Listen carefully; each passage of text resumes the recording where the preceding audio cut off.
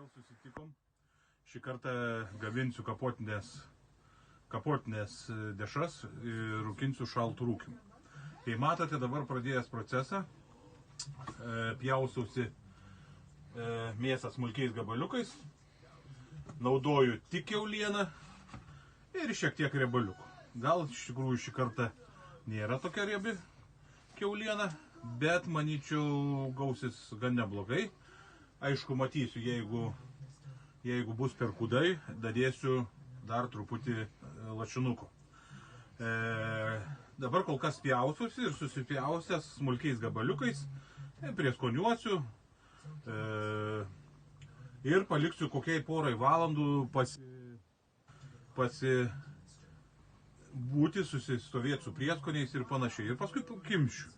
Iš tikrųjų dabar va ką, kol matote, kol pjausiu, nefilmuosiu toliau, parodysiu sekantį video, kai dėsiu prieskonius ir papasakosiu, kokiom proporcijom dedu prieskonius. Tai šiandien tiek, susitiksim po pertraukėlės. Nu ką, štai gabalėlius jau susipjautėm. Aišku, biškai pamiršau, kad darau video. Prieskonius susidėjau jau ir išmakalavau, plus šnapsą iškudėjau, visą kitą. Tai faršą dabar paruošiau. Matote, jis tokiais gabaliukais, čia skaitosi kai kapotinis. Aišku, pjaučiau pats viską rankom, nežinau, užtrukau gan nemažai laiko, čia yra 6 kg. Aišku, gal yra ir kitokie būdai, dar jų neįsiaiškinau iki galo, kadangi dar tik pradžia, viską neužilgo išmoksiu. Tai va, dabar šitą visą masę paliksiu 3 valandom vėsioje vietoje. Tai ką, susitiksim vėliau, kaip bus pats kimšimas. Nu ką, vėl sugrįžom. Aišku, mėsa prastovėjo apie 3 valandas, gali ilgiau biškutį. Kadangi tai žmona tvarkėsi virtuvėj ir vėl neprileido prie dešrų, dabar atėjo mano eilė. Pirmai nerodžiau video, bet darysiu dar ir stambaus malimo 3 kg pabandymui, ko nebandžiau niekada. Tai va taip atrodo faršas, paraudęs, kvepiantis, česnakiukų. Čia dėjau, į šitą faršą dėjau granulės, vieną kapotinę dėjau natūralų česnaką žieminį. Tai va, kimšimui naudosiu tokį aparatą. Jį nusipirkau internetiniai parduotuviai. Dar iš tikrųjų nebandžiau, nežinau ar pasiteisins, bet kiek iš kolegų minėjo, kad pasiteisina. Tai va, kimšimui naudosiu kolageninės žarnas, kurias irgi nusipirkau Kaune vienam turgui. Tai ką, dabar prie darbo kipsiu, paskui įkelsiu tolimesnius video. Dešrą sukimšau. Šiaip tai iš tikrųjų labai greitai viskas pavyko. Taip atrodo ta kapotinė mėsa. Gal riebaliukai netolygiai pasiskirsto, tai vėl nepaskirstysi. Nors atrodo išmaišai gerai, bet finale neišeina.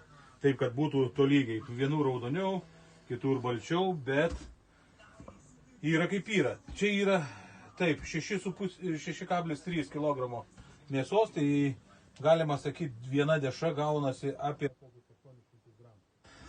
Kas liečia aparatą? Pirmą kartą aš jį naudojau. Tikrai pasiteisino, kemša labai gerai. Gal biški sukt rankeną jėgos reikia, bet per greit sukant spaudimas didelis, vos galima spėti kimšti. Nu ką, šiam kartui vėl tiek. Tiesa dar. Jeigu aparatą, kas liečia, tai tikrai rekomenduoju įsigyti, kas žada daugiau daryti dešras. Tikrai pasiteisinęs dalykas. Ir, kaip sakau, pirmą kartą naudojau, man tikrai labai patiko. Šiam kartui tiek, susitiksim prie rūkyklos.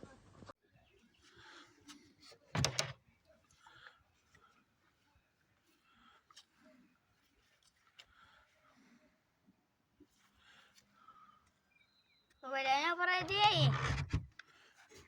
Su dūmų generatorium. kaip matot, dešros jau yra, gal kamera neperdada, gražios auksinės spalvos. Tik šį kartą matau, kad yra tarpelį dešrose, kadangi kimšau, kaip minėjau, su naujai įsigytų kimšikliu. Ar aš neteisingai su juo naudojusi? Gal papėjau žarnas biškį ilgiau paspaus, kad jos daugiau prisitrampuotų, bet taip nesimatė, kol nepradėjau rūkyti. Tai rūkinu toliau. Šiaip tai šiandien turėtų būti jau paskutinė diena, paskui pastatysiu visą tą reikalą į vėsią patalpą, kad brandintųsi. Tai kol kas tiek, paskui padarysiu foto, jau kai išiminėsiu iš šokyklos, tiksliau ne foto, o video, kaip išiminėsiu iš šokyklų. Iki. Vynis tiksliau. Šiaip tai gal biškai daugoka, bet kaip matom, dūmų generatorius išdegęs, tik viena kitai žavyje. Šiaip vaizdas dešrų toks, bet, čia yra buko pjuvenos, kurios duoda auksinės gražią spalvą. Aišku, gal telefonas ir neretansuoja to.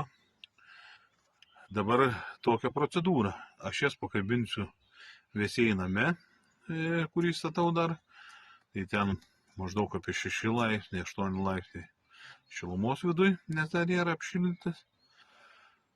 Ir iki pirmos dešros prapjuvimo gausis apie kokią 2 savaitę.